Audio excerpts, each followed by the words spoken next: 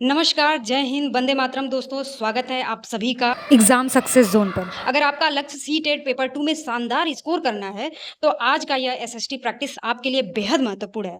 इस वीडियो में previous year pattern और एग्ज़ाम लेवल के महत्वपूर्ण प्रश्न कराए जाएँगे। हर प्रश्न के साथ सही उत्तर और छोटा-सा कॉन्सेप्ट समझाया जाएगा, ताकि परीक्षा में कोई भी सवाल छूटे नहीं। अगर आप सीटेट 2026 में चयन चाहते हैं, तो वीडियो को आखिरी तक ज़रूर देखिएगा, चैनल को सब्सक्राइब कीजिएगा और चलिए बिना टाइम वेस्ट किए शुरू करते हैं आज का पहला महत्वपूर्ण प्रश्न। आइए हिस्ट्री से हम लोग प्रश्नों की शुरुआत करते हैं। क्वेश्चन नंबर 1 देखिए, निम्नलिखित में से कौन सा हड़प्पा कालीन स्थल गुजरात में स्थित नहीं है?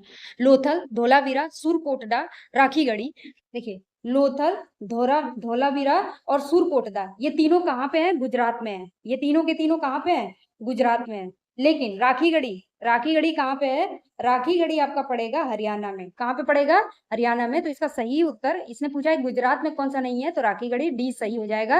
राखीगढ़ी हरियाणा के हिसार जिले में स्थित हड़प्पा सभ्यता का एक प्रमुख स्थल है, जबकि लोथल, धोलावीरा और सुरकोटडा कहाँ पे स्थित है? गुजरात में स्थित है। नेक्स्ट क्वेश्चन देखिए, अभिलेखों के अध्ययन को क्या कहा जाता है? न्यूमिस्मैटिक्स, एपिग्राफी यानी पुरालेख शास्त्र, या फिर पूरा वनस्पति विज्ञान या मानव विज्ञान। तो इसका सही उत्तर क्या हो जाएगा? एपिग्राफी।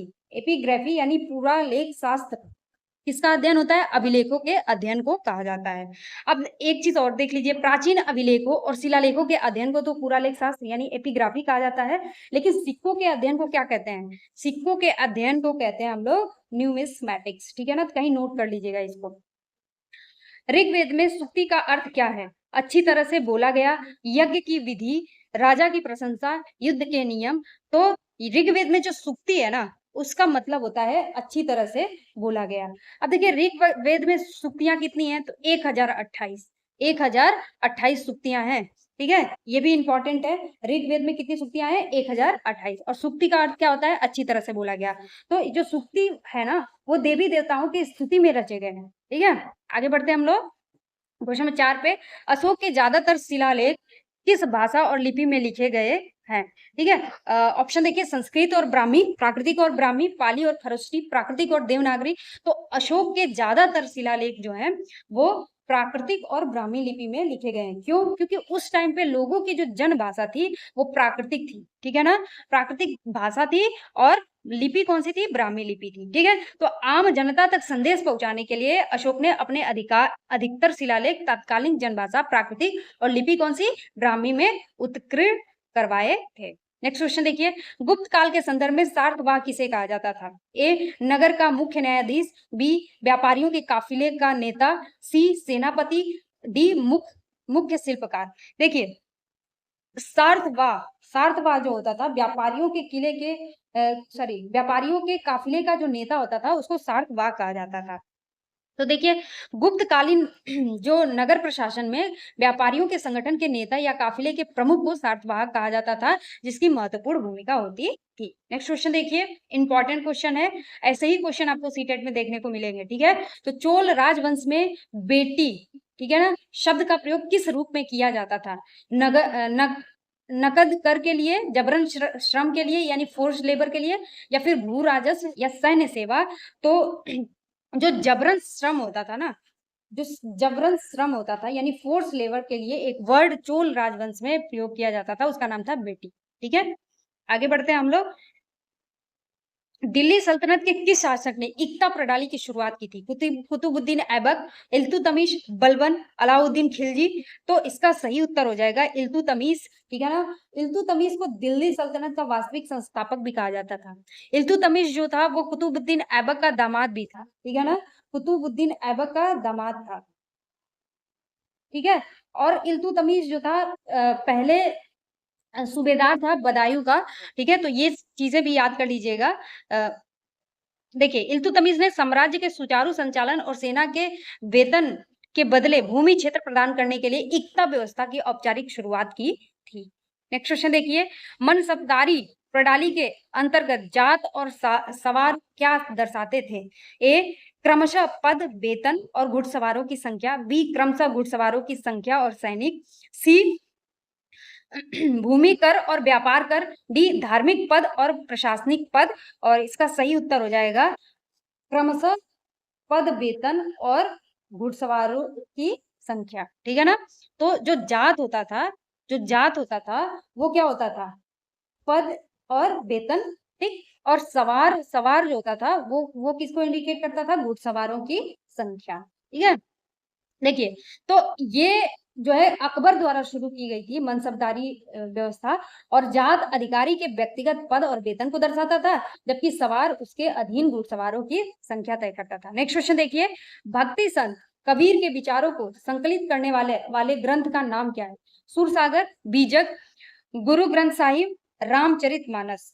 तो संत कबीर के बारे में पूछा है, तो बीजक जो है ना, बीजक, ऑप्शन बी इसका सही उत्तर हो जाएगा, क्योंकि बीजक कबीर के विचारों को संकलित करने वाला ग्रंथ का नाम है, ठीक है? तो कबीरदास जी के उपदेशों और विचारों का मुख्य संग्रह बीजक कहलाया, जिसके 3 भाग है, ठीक है? बीजक के कितने भाग हैं? 3, साखी, सबद और रामायणी। इंपॉर्टेंट है ये। आगे बढ़ते हैं हम लोग। 1757 में पलासी के युद्ध में सिराजुद्दौला के साथ किसने विश्वासघात किया था? देखिए, 1857 में एक क्रांति हुई थी, ठीक है? मॉडर्न इंडिया का नींव पड़ा था, और 1757 में भी एक युद्ध लड़ा गया था, जिसको पलासी का युद्ध कहते हैं। तो पलासी का युद्ध कब लड़ा गया था? 1757 में। अब इसमें ये पूछ रहा है कि सिराजुद्दौला के साथ विश्वासघात किसने किया था? ऑप्शन देखिए, मीर जाफर, मीर कासिम, घसीटी बेगम, हैदर अली। तो इसका सही उत्तर हो जाएगा मीर जाफर, ठीक है? कौन किया था? मीर जाफर ने, ठीक है? तो पलासी के युद्ध में बंगाल के नवाब सिराजुद्दौला के सेनापति, ठीक है, मीर जाफर ने अंग्रेजों यानी रॉबर्ट्स क्लाइव से मिलकर धोखा दिया, जिससे अंग्रेजों की जीत हुई। और उस टाइम पे उसका नेतृत्व, प्लासी के युद्ध का नेतृत्व अंग्रेजों की तरफ से कौन कर रहा था? Roberts Clive. नेक्स्ट क्वेश्चन देखिए, अंग्रेजों द्वारा लागू की गई रैयतवाड़ी व्यवस्था मुख्य रूप से भारत के किस भाग में लागू की गई थी? ठीक है, रैयतवाड़ी व्यवस्था जो थी वो ऑप्शन देखिए, उत्तर भारत में, पूर्व भारत यानी बंगाल में, या दक्षिण और पश्चिम भारत में, डी है मध्य भारत में। और इसका सही उत्तर हो जाएगा, दक्षिण और पश्चिम भारत में, ठीक है ना? रैयतवाड़ी व्यवस्था अंग्रेजों द्वारा शुरू की गई थी, और कहाँ पे? दक्षिण और पश्चिम भारत में, ठीक है? देखिए, थॉमस मुनरो द्वारा, अब ये पूछ लेगा कि रैयतवाड़ी व्यवस्था शुरुआत किसने की थी? तो थॉमस मुनरो ने, ठीक है? थॉमस मुनरो द्वारा विकसित रैयतवाड़ी व्यवस्था मुख्य रूप से मद्रास और बंबई प्रेसिडेंसी यानी दक्षिण व पश्चिम भारत में सीधे किसानों यानी रैयत के साथ लागू की गई थी। नेक्स्ट क्वेश्चन देखिए, 1857 के विद्रोह के समय भारत का गवर्नर जनरल कौन था? Lord Dalhousie, Lord Canning, Lord Curzon, Lord Ripon. और इसका उत्तर तो हम सभी को रटा पड़ा है कि 1857 क्रांति के समय पे लॉर्ड कैनिंग जो था भारत का गवर्नर जनरल था, ठीक है ना? तो लॉर्ड कैनिंग क्या था? गवर्नर जनरल था। देखिए, अगर चैनल अभी तक सब्सक्राइब नहीं किए हैं तो कर लीजिए, आपको डेली प्रैक्टिस सेट, आपको साथ साथ पीवाईक्यू मिलते रहेंगे हमारे चैनल पे, और ऐसे ही महत्वपूर्ण प्रश्न के लिए आप प्लीज सब्सक्राइब कर लीजिए। देखिए, 1857 की क्रांति के समय लॉर्ड कैनिंग भारत के गवर्नर जनरल थे। क्रांति के बाद 1858 में वे भारत के प्रथम वायसराय बने थे। तो अगर ये पूछ ले कि भारत का प्रथम वायसराय कौन बना था, तो लॉर्ड कैनिंग ही बने थे, ठीक है ना? तो क्रांति के बाद 1857 में लॉर्ड कैनिंग भारत के प्रथम वायसराय बने थे, ठीक है? नेक्स्ट क्वेश्चन देखिए, सत्यशोधक समाज की स्थापना 1873 में किसने की थी? तो सत्यशोधक समाज की स्थापना कब हुई थी? 1873 में। और किसने की थी? तो ऑप्शन देखिए, ज्योतिबा फुले, स्वामी दयानंद सरस्वती, या फिर राजा राम मोहन राय, या ईश्वर चंद्र विद्यासागर। तो इसका सही उत्तर हो जाएगा ज्योतिबा फुले, ठीक है? सत्यशोधक समाज की स्थापना 1873 ईस्वी में ज्योतिबा फुले ने किया था, और ये अपने आप में एक बहुत ही महत्वपूर्ण हस्ती है। ज्योतिबा फुले की वजह से बहुत सारे लोग आज लेने के लिए उनका दरवाजा खुला, ठीक है ना? तो देखिए, ज्योतिबा फुले कहाँ के थे? महाराष्ट्र के थे। निम्न जाति के अधिकारों, शिक्षा और सामाजिक न्याय प्रचार के लिए सत्यशोधक समाज की स्थापना की थी। ज्योतिबा फुले की एक बुक भी है, बहुत ही फेमस बुक है, आप उसको जरूर मंगा करके पढ़िएगा। क्वेश्चन देखिए, भारतीय राष्ट्रीय कांग्रेस की स्थापना किस वर्ष हुई थी? 1885, 1905, 1919, 1857। देखिए, भारतीय राष्ट्रीय कांग्रेस की स्थापना 1885 में हुई थी, ए ओ ह्यूम के द्वारा हुई थी, ठीक है ना? तो भारतीय राष्ट्रीय कांग्रेस की स्थापना अगर पूछे तो किस दिन हुई थी 18 दिसंबर 1885 को। किसके द्वारा हुई थी? A.O. ह्यूम के प्रयासों से हुई थी। और इसके पहले अध्यक्ष कौन थे? व्योमेश चंद्र बनर्जी थे। इसके पहले अध्यक्ष कौन थे? व्योमेश चंद्र बनर्जी। नेक्स्ट क्वेश्चन देखिए, गांधी जी ने दिसंबर 1929 के लाहौर अधिवेशन में क्या प्रस्ताव पारित करवाया था? स्वदेशी आंदोलन, पूर्ण स्वराज की मांग, खिलाफत आंदोलन, असहयोग आंदोलन। तो इसका सही उत्तर हो जाएगा पूर्ण स्वराज की मांग। ठीक है ना? पूर्ण स्वराज की मांग 1929 के लाहौर अधिवेशन में पारित हुआ था और गांधी जी ने यह प्रस्ताव पारित करवाया था, लेकिन पंडित जवाहरलाल नेहरू ने अध्यक्षता की थी। ठीक है ना? लाहौर अधिवेशन की अध्यक्षता कौन किए थे? पंडित जवाहरलाल नेहरू किए थे। ठीक है? किस ईयर में किए थे? 1929 में किए थे। कहाँ किए थे? लाहौर अधिवेशन। ठीक है, लाहौर में किए थे। ठीक है, तो और पूर्ण स्वराज यानी पूर्ण स्वतंत्रता का प्रस्ताव इसी टाइम पारित हुआ था। नेक्स्ट क्वेश्चन देखिए,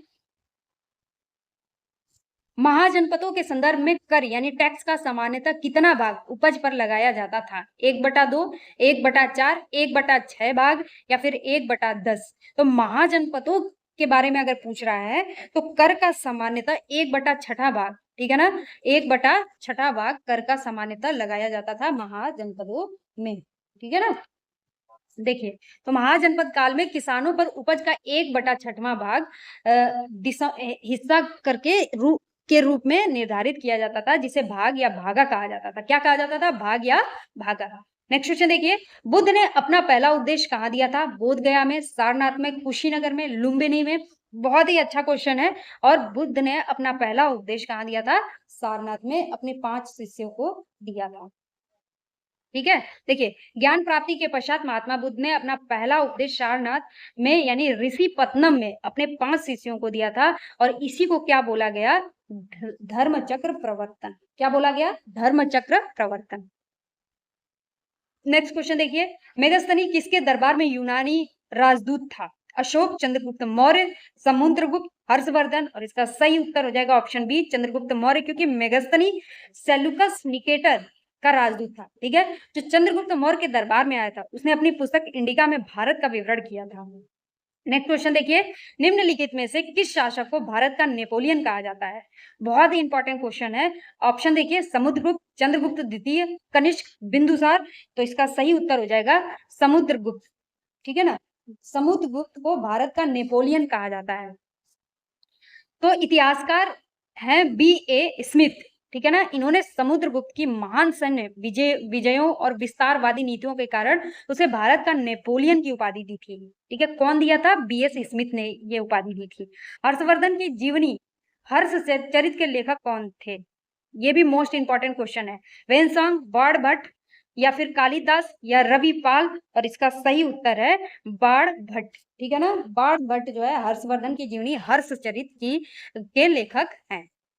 देखिए, तो बाण भट्ट राजा हर्षवर्धन के दरबारी कवि थे। उन्होंने संस्कृत भाषा में प्रसिद्ध ऐतिहासिक काव्य हर्षचरित की रचना की थी। नेक्स्ट क्वेश्चन देखिए, अजमेर किस सूफी संत की दरगाह के लिए प्रसिद्ध है? ख्वाजा मुइनुद्दीन चिश्ती, बाबा फरीद, निजामुद्दीन औलिया, बख्तियार काकी। और इसका सही उत्तर है ख्वाजा देखिए, इसका सही उत्तर क्या हो जाएगा? ख्वाजा मुइनुद्दीन चिश्ती। ठीक है, अजमेर ख्वाजा मुइनुद्दीन चिश्ती सूफी संत की दरगाह के लिए प्रसिद्ध है। ठीक है, तो राजस्थान के अजमेर में प्रसिद्ध अजमेर शरीफ दरगाह चिश्ती संप्रदाय के महान सूफी संत ख्वाजा मुइनुद्दीन चिश्ती का विश्राम स्थल है। किस संप्रदाय? चिश्ती। नेक्स्ट क्वेश्चन देखिए, सहायक संधि सब्सिडरी अलायंस की नीति किसने शुरू की थी? Lord Wellesley, Lord Dalhousie, Lord Clive, Lord Cornwallis. तो सहायक संधि लॉर्ड वेलेस्ली के द्वारा शुरू किया गया था। ठीक है ना? लॉर्ड वेलेस्ली के द्वारा सहायक संधि शुरू की गई थी। लॉर्ड डलहौजी के द्वारा नहीं, लॉर्ड क्लाइव के द्वारा नहीं, लॉर्ड कर्नवालिस के द्वारा नहीं। देखिए, लॉर्ड कर्नवालिस का जो डेथ हुआ है वो यहीं पे उत्तर प्रदेश में एक गाजीपुर जिला है। ठीक है, गाजीपुर जनपद में लॉर्ड कर्नवालिस का मकबरा है, वहीं पे उनकी डेथ हुई थी। ठीक है, तो गवर्नर जनरल लॉर्ड वेलेस्ली ने भारतीय रियासतों को ब्रिटिश नियंत्रण में लाने के लिए सहायक संधि प्रणाली लागू की थी, जिसे स्वीकारने वाला प्रथम राज्य कौन सा था? हैदराबाद। तो यही पूछ लेगा कि पहला राज्य कौन सा था जो स्वीकार किया था? तो हैदराबाद। नेक्स्ट क्वेश्चन देखिए, most important question, Wood dispatch कब? 1854 का संबंध किससे था? सेना सुधार, शिक्षा सुधार, कृषि नीति, न्याय प्रणाली। और क्योंकि ये सीटेट का पेपर है, क्योंकि ये पेपर एजुकेशन से रिलेटेड है, तो इसलिए भी ये इम्पोर्टेंट हो जाता है, ठीक है ना? शिक्षा सुधार के लिए वुड डिस्पैच आया था। वुड डिस्पैच किसके लिए आया था? शिक्षा सुधार के लिए आया था। और किस ईयर में आया था? तो 1854 में आया था। तो इसको नोट कर लीजिएगा, सर चार्ल्स वुड द्वारा, ठीक है ना? किसके द्वारा? सर चार्ल्स वुड द्वारा तैयार किया गया था। ठीक, वुड डिस्पैच इसीलिए इन्हीं के नाम पे पड़ा था। अंग्रेजी शिक्षा का मैग्ना कार्टा कहा जाता है वुड डिस्पैच को, ठीक है? और जिसने भारत में आधुनिक शिक्षा प्रणाली की नींव रखी थी। नेक्स्ट क्वेश्चन देखिए, स्वराज मेरा जन्मसिद्ध अधिकार है और मैं इसे लेकर रहूंगा, यह नारा किसने दिया था? लाला लाजपत राय, बाल गंगाधर तिलक, बिपिन चंद्र पाल, सुभाष चंद्र बोस। और मैं चाहती हूँ कि इसका उत्तर आप कमेंट सेक्शन में जरूर दें, क्योंकि ये क्वेश्चन बहुत ही अच्छा क्वेश्चन है, बहुत ही फेमस है और आसान भी है। इसको आप कमेंट सेक्शन में जरूर उत्तर दीजिएगा, ठीक है ना? और देखिए, गरम दल के प्रमुख नेता कौन थे? लोकमान्य बाल गंगाधर तिलक। और इन्होंने होम रूल लीग के द्वारा देशवासियों में राष्ट्र भावना हेतु यह प्रसिद्ध नारा दिया था, ठीक है? और एक चीज और समझिए, होम रूल लीग, अगर ये वर्ड आया है होम रूल लीग, तो होम रूल लीग जो है, एक तो एनी बेसेंट का था, ठीक है ना? एक जो था वो एनी बेसेंट का था, और एक जो था वो बाल गंगाधर तिलक का था, ठीक है? इसको थोड़ा सा समझ लीजिए, ठीक है? तो एक एनी बेसेंट का था और एक तिलक का था। तो जो एनी बेसेंट का था पूरे भारत में था, ठीक है? यानी पूरे भारत में एनी बेसेंट का था, ठीक है? और तिलक का जो होम रूल लीग था वो महाराष्ट्र तक था, ठीक है ना? महाराष्ट्र तक सीमित था। और महाराष्ट्र में भी जो मुंबई है, ठीक है ना, मुंबई में यह नहीं था। तो इसको एक चीज एकदम नोट कर लीजिएगा, ठीक है? आइए बढ़ते हैं हम लोग नेक्स्ट प्रश्न के साथ। 1905 में बंगाल का विभाजन किसके द्वारा हुआ था? Lord Ripon, Lord Curzon, Lord Minto, Lord Hardinge. तो 1905 में लॉर्ड कर्जन, ठीक है? कर्जन को विभाजनकारी नीति के नाम से भी जाना जाता है, तो लॉर्ड कर्जन इसका सही उत्तर हो जाएगा। 1905 में जो बंगाल का विभाजन हुआ था वो किसके द्वारा हुआ था? किसके समय में हुआ था? लॉर्ड कर्जन के समय में हुआ था। तो वायसराय लॉर्ड कर्जन ने राष्ट्रवाद को कमजोर करने की नीयत से 1905 में बंगाल का विभाजन किया, जिसके विरोध में स्वदेशी आंदोलन शुरू हुआ।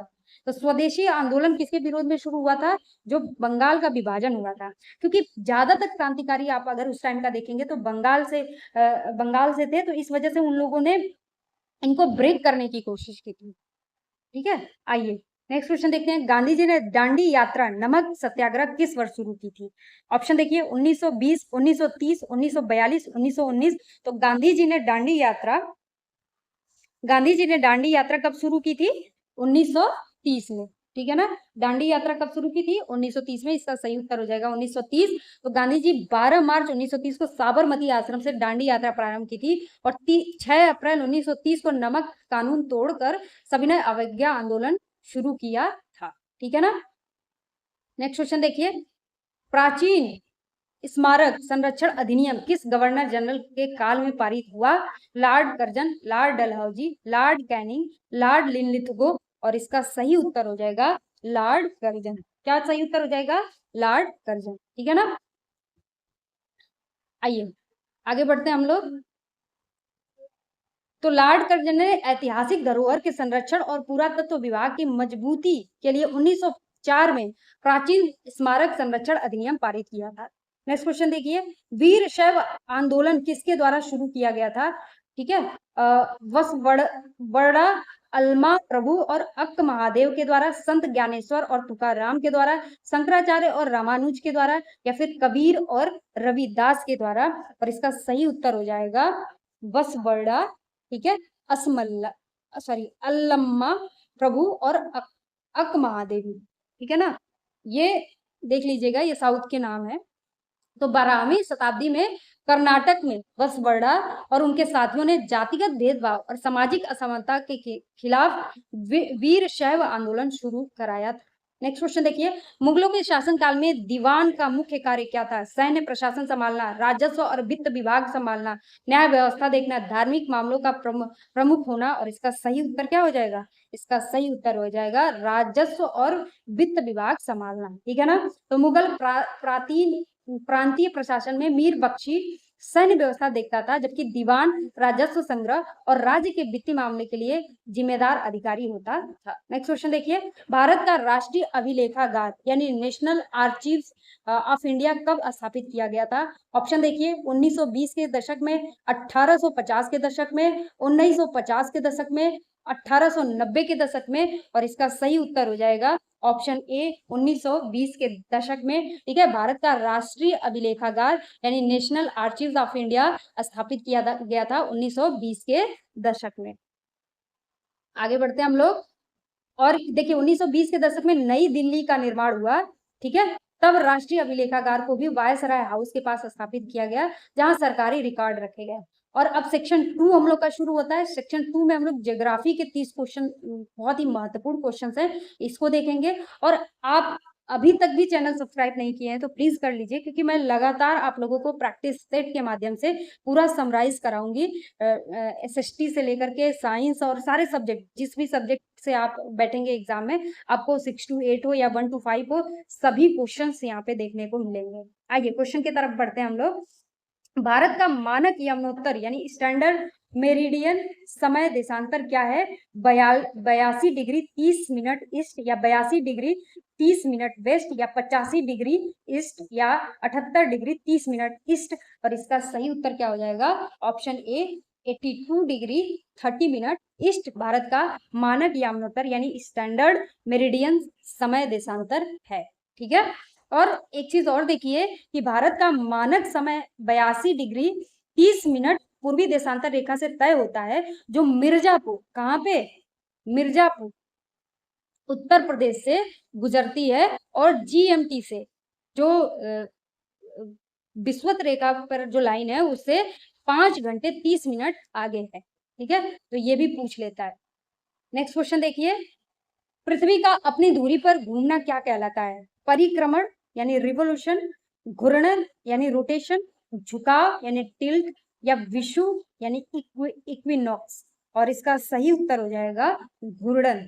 पृथ्वी का अपनी धुरी पे, पृथ्वी का अपनी धुरी पे जो घूर्णन है उसको हम लोग कहते हैं, घूमना जो है उसको कहते हैं घूर्णन यानी रोटेशन। और पृथ्वी का सूर्य के चारों तरफ जो चक्कर लगाती है उसको बोलते हैं परिक्रमण। ठीक है, और देखिए पृथ्वी का अपने अक्ष पे 24 घंटे में एक चक्कर पूरा करना घूर्णन कहलाता है, जिससे दिन और रात बनते हैं, जबकि सूर्य के चारों ओर घूमना परिक्रमण कहलाता है। ठीक है, अब नेक्स्ट क्वेश्चन देखिए, यदि ग्रीनविच पर दोपहर के 12 बजे है तो 45 डिग्री पूर्व देशांतर पर समय क्या होगा?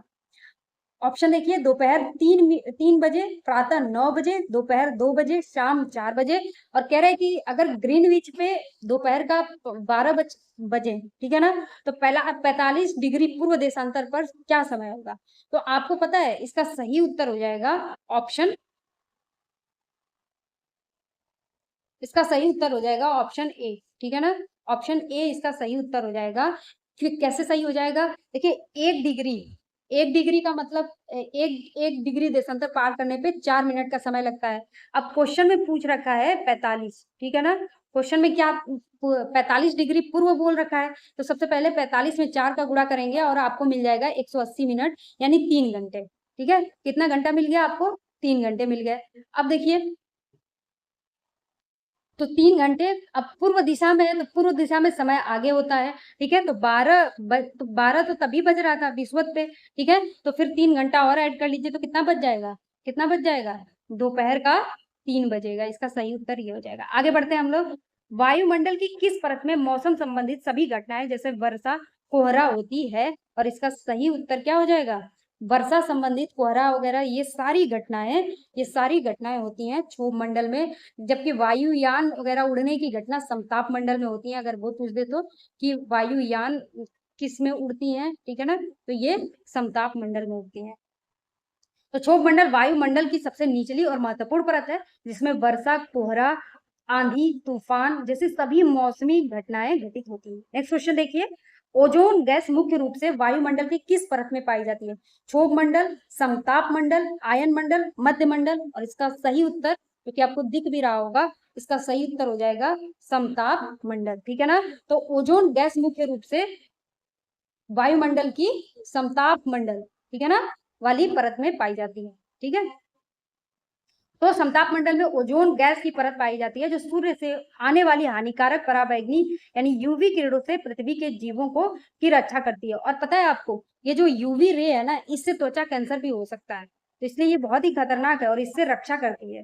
नेक्स्ट क्वेश्चन देखिए, भूमध्य रेखा पर 21 मार्च और 23 सितंबर को सूर्य की किरण सीधे पड़ती है, इस स्थिति को क्या कहते हैं? और ऑप्शन देखिए, उत्तर अयनांत यानी समर सोलेस्टिक, या फिर दक्षिण अयनांत यानी विंटर सोलेस्टिस, विषु यानी इक्विनॉक्स, या उपसौर यानी पेरिहेलियन। ठीक है ना, पेरिहेलियन। तो इसका सही उत्तर क्या हो जाएगा? इसका सही उत्तर हो जाएगा विषु बोलते हैं इसको, इक्विनॉक्स बोलते हैं। ठीक है, एक जब कभी भी सीधी किरण पड़ेगा, ठीक है ना, तो कब पड़ता है सीधी किरण? 21 मार्च और 23 सितंबर को सूर्य की किरणें विषुवत विषुवत वृत्त पर सीधी पड़ती है, और इस दिन को कोई भी ध्रुव सूर्य की ओर नहीं झुकता, इसलिए पूरी पृथ्वी पर दिन और रात क्या होते हैं? बराबर होते हैं, और इसको क्या बोलते हैं? विषुव बोलते हैं। ठीक है, इंपॉर्टेंट है। निम्नलिखित में से कौन सा वलित पर्वत यानी फोल्ड माउंटेन का उदाहरण है? हिमालय, वोस्गेस, ब्लैक फॉरेस्ट, या माउंट किलिमंजारो। और इसका सही उत्तर हो जाएगा हिमालय। ठीक है, बहुत ही फेमस फोल्डन माउंटेन है हिमालय अपना। ठीक है, और नया भी है, तो हिमालय और अल्पस नवीन वलित पर्वत यानी फोल्ड माउंटेन्स के उदाहरण है, जबकि वोस्गेस ब्रंसोत्स पर्वत है और किलिमंजारो ज्वालामुखी पर्वत का उदाहरण है। नेक्स्ट क्वेश्चन देखिए, डेल्टा का निर्माण कहाँ होता है? नदी के उद्गम पर, नदी के मुहाने यानी माउथ ऑफ रिवर पर, सी है पर्वतीय ढालों पर, जल प्रपात के पास। इसका सही उत्तर बताइए, इसका सही उत्तर टाइप करके बताइए कमेंट सेक्शन में, क्या होगा? डेल्टा का निर्माण कहाँ होता है? डेल्टा का निर्माण कहाँ होता है? ये नदी के मुहाने यानी माउथ ऑफ रिवर पर होता है। नेक्स्ट क्वेश्चन देखिए, निम्नलिखित में से कौन सा गैर परंपरागत नवीकरणीय यानी रेन्यूएबल ऊर्जा स्रोत है? ठीक है, ऑप्शन देखिए, कोयला, पेट्रोलियम, प्राकृतिक गैस, सौर ऊर्जा। तो जब कभी भी नवीकरणीय बोलेगा, ठीक है, यानी रिन्यूएबल एनर्जी की बात करेगा, तो इसका सही उत्तर क्या हो जाएगा? सौर ऊर्जा। ठीक है ना, सौर ऊर्जा कभी नहीं खत्म होने वाला, कभी भी नहीं खत्म होने वाला ऊर्जा का स्रोत है। तो सौर ऊर्जा अक्षय और नवीकरणीय ऊर्जा स्रोत है जो कभी समाप्त नहीं होता, जबकि कोयला, पेट्रोलियम, सीमित जीवाश्म ईंधन अक्षय नहीं है। ठीक है ना, ये खत्म हो सकते हैं। नेक्स्ट क्वेश्चन देखिए, भारत में उष्णकटिबंधीय सदाबहार वन यानी ट्रॉपिकल एवरग्रीन फॉरेस्ट कहाँ पाए जाते हैं? राजस्थान में, पश्चिमी घाट और अंडमान निकोबार में, पंजाब और हरियाणा में, मध्य प्रदेश में। और इसका सही उत्तर हो जाएगा पश्चिमी घाट और अंडमान निकोबार में। ठीक है ना, उष्णकटिबंधीय सदाबहार वन अगर पूछेगा कहाँ पाया जाता है भारत में, तो पश्चिमी घाट और कहाँ पे? अंडमान निकोबार द्वीप समूह में। ठीक है ना, नेक्स्ट क्वेश्चन देखिए, देखिए अत्यधिक भारी वर्षा वाले क्षेत्र जैसे पश्चिमी घाट की पश्चिमी ढलानों, पूर्वोत्तर राज्यों और अंडमान निकोबार द्वीप समूह में सदाबहार वन पाए जाते हैं। नेक्स्ट क्वेश्चन देखिए, स्थानांतरित कृषि यानी शिफ्टिंग कल्टीवेशन को उत्तर पूर्वी भारत में किस नाम से जाना जाता है? मिल्पा, झूम, ढोका, लदांग। और इसका सही उत्तर क्या हो जाएगा? इसका सही उत्तर हो जाएगा झूम। देखिए शिफ्टिंग कल्टीवेशन क्या होता है कि पहले खेती यहाँ पे की जाती है, एक एक पर्टिकुलर प्लेस पे की जाती है, फिर वहां पे कुछ टाइम के लिए नहीं की जाती है खेती, फिर वो खेती दूसरे जगह पे की जाती है, तो इसी को क्या कहते हैं हम लोग? स्थानांतरित कृषि कहते हैं, यानी झूम कृषि कहते हैं। तो भारत के उत्तर पूर्वी राज्यों जैसे असम और मेघालय में पेड़ों को काटकर जलाकर की जाने वाली स्थानांतरित कृषि को क्या कहते हैं हम लोग? झूम खेती कहते हैं। ब्राजील के उष्णकटिबंधीय घास के मैदान को क्या कहा जाता है? कंपोज, लानोस, सवाना, प्रेयसी। और इसका सही उत्तर क्या हो जाएगा? इसका सही उत्तर हो जाएगा कंपोस्ट। ठीक है ना, क्या हो जाएगा? कंपोस्ट। तो ब्राजील का जो उष्णकटिबंधीय घास के मैदान है उसको कंपोस्ट कहा जाता है। ठीक है, तो ब्राजील में उष्णकटिबंधीय घास के मैदान को कंपोस्ट कहा जाता है, जबकि वेनेजुएला में इन्हें लानोस और अफ्रीका में सवाना कहा जाता है। ये तीनों ही पॉइंट याद कर लीजिएगा। इवन आपको यूपी ट्रिपल एससी के थ्रू जितने भी एग्जाम होते हैं उनके लिए भी ये बहुत इंपॉर्टेंट है। ठीक है, तो इसको कर लीजिएगा। तो ब्राजील में उष्णकटिबंधीय घास के मैदान को क्या कहा जाता है? कंपोस्ट। वेनेजुएला में वेनेजुएला में क्या कहा जाता है बताइए?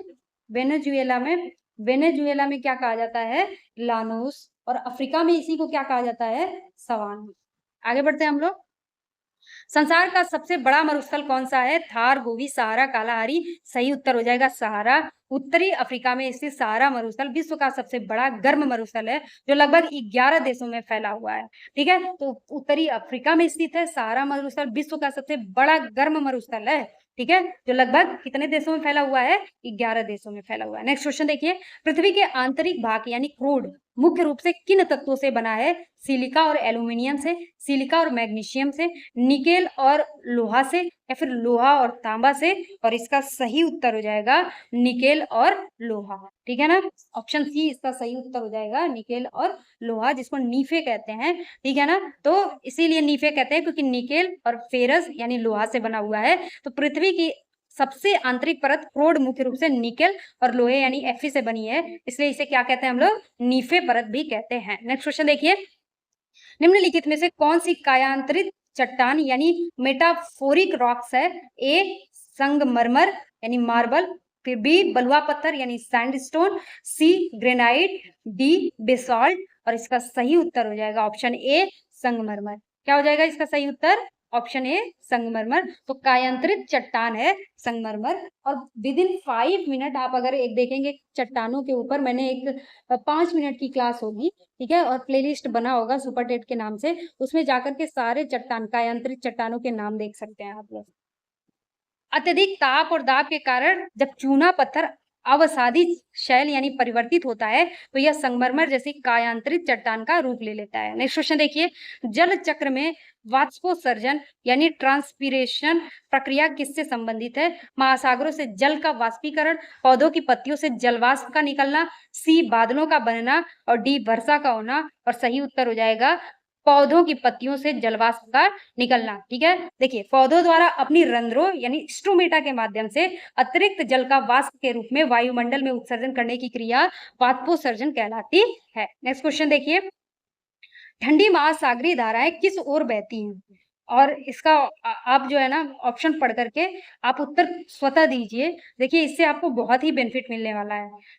ऑप्शन देखिए, भूमध्य रेखा से ध्रुवों की ओर, ध्रुवों से भूमध्य रेखा यानी निम्न अक्षांशों की ओर, सी केवल पूर्व से पश्चिम की ओर, डी केवल पश्चिम से पूर्व की ओर। और इसका सही उत्तर क्या हो जाएगा बताइए?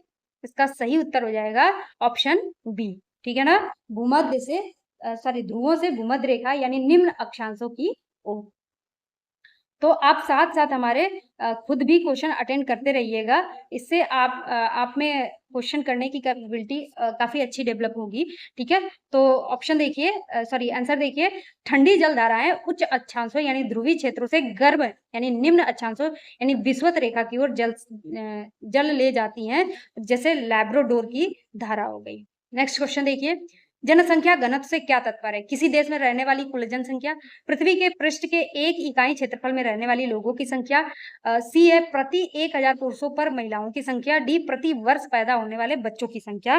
और इसका सही उत्तर हो जाएगा, देखिए इसका सही उत्तर एकदम क्लियरली दिख रहा है कि पृथ्वी के पृष्ठ के 1 इकाई, ठीक है ना, पृथ्वी के पृष्ठ के 1 इकाई क्षेत्रफल में रहने वाले लोगों की संख्या।